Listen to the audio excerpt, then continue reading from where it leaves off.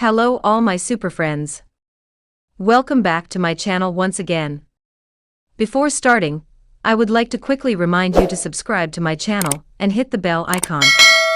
Each and every subscription of yours motivates me to work harder and bring you better and better contents. So as we all know that the current state of DCEU is kind of a mess. There are too many things going on with very little connections. The future of the DCEU seems quite uncertain, and it is very difficult to tell what exactly Warner Brothers are planning for the future of this universe. But I feel this situation within the DCEU can also be looked at as a blessing. We can see that due to everything that had transpired, the current DCEU has become very diverse. On one hand, we have dark, gritty and intense movies like BVS, Man of Steel and Wonder Woman. On the other hand, we have light-hearted comedic projects going on like the new Peacemaker show, the Shazam movie, or the new Suicide Squad. And I love each and every one of these movies and shows that I mentioned. And it is amazing and mind-blowing to think that all of these exist within one universe that is the DCEU.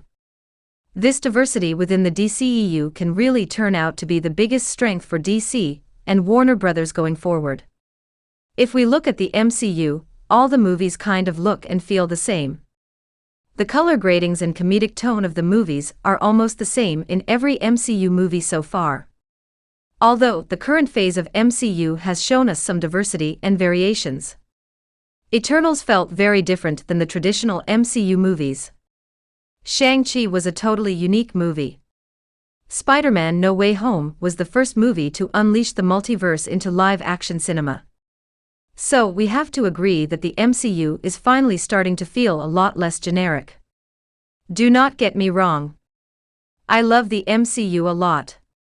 But I was talking about the overall feel of the MCU movies. It kind of feels generic to me. On the other hand, each and every movie within the DCEU feels unique in a way, even though some of those movies really turned out to be underwhelming. So what I believe is that DC and Warner Brothers needs to embrace this diversity and use it in the best way possible and focus on giving us good movies.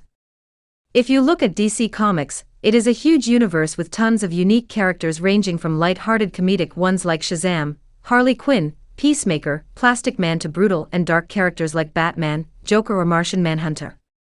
I feel this much of diversity may not work under just one cinematic universe very well. DC is very different from Marvel.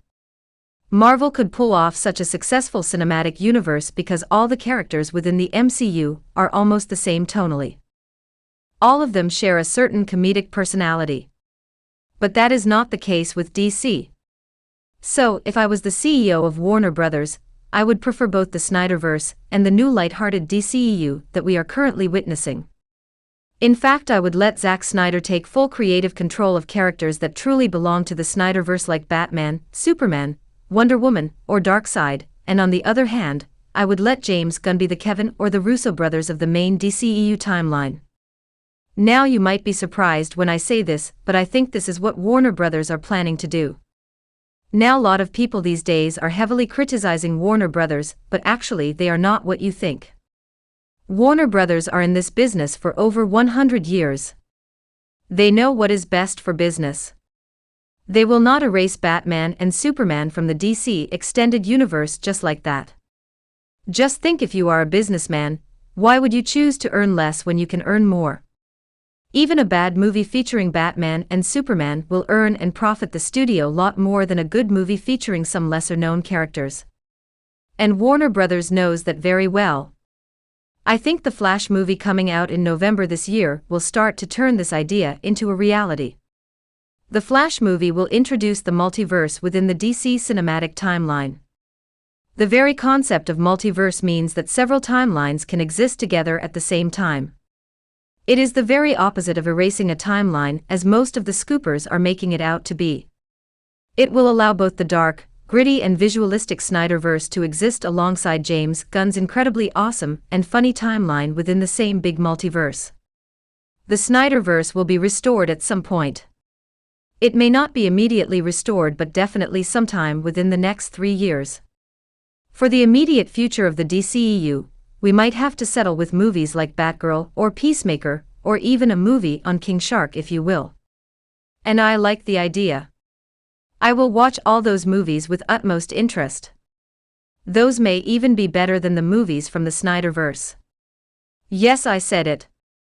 But the point I am trying to make is that the Snyderverse will be restored because the Snyderverse means money and profit, and there is no way Warner Brothers is going to lose that money by eliminating Batman and Superman. The Snyderverse is still very much canon. This is the reason why we are seeing so many references to the characters from the Snyderverse in the new Peacemaker show. Do not believe in the scoopers blindly. Think with your logic. There is no way a studio is going to let their biggest cash grab, that is Batman and Superman, go away just like that. Well, now some of you may say, hey, Ben Affleck just confirmed that he left his role, then how in the world are they going to restore the Snyderverse? Well, let us analyze what Ben Affleck really said in that interview. You can see on your screen what exactly he said in that interview. He never mentioned even for once that he left the role. I do not understand where anyone got that. He just said that the Flash movie puts a nice finish to the character. Well, that could mean anything. It could mean that it is an end of his character arc in the current DCEU. Whenever Zack returns, I am 100% sure that he is going to return as Batman. Plus, you have to understand that he is in a non-spoiler clause for the Flash movie at the moment. He cannot say anything about the ending of the Flash movie, or what happens to his character at the end. That is so obvious. He could be very well misleading. He is an actor after all. Well, he is also the same person who straight out said on live TV in 2018 that he is not Batman, and hung up his cape and cowl. What makes anyone believe that whatever he says as of now about the Flash movie? Well, if he truly does not want to return, I respect that as well. He will go down as my favorite live-action Batman in history. But I am not believing anything till I see the Flash movie myself. We also have the awesome standalone DC movies like the Matt Reeves' The Batman and Todd Phillips' Joker. And I really appreciate Warner Brothers and DC for still continuing the tradition of making good standalone superhero movies in this era of big cinematic universes. If not for standalone superhero movies, we would not have Tobey Maguire's Spider-Man, or Hugh Jackman's Wolverine, or Michael Keaton's Batman. So I am really glad that DC and Warner Brothers are still making these awesome masterpiece movies. So that is all I have for this video. Please let me know your thoughts in the comments down below.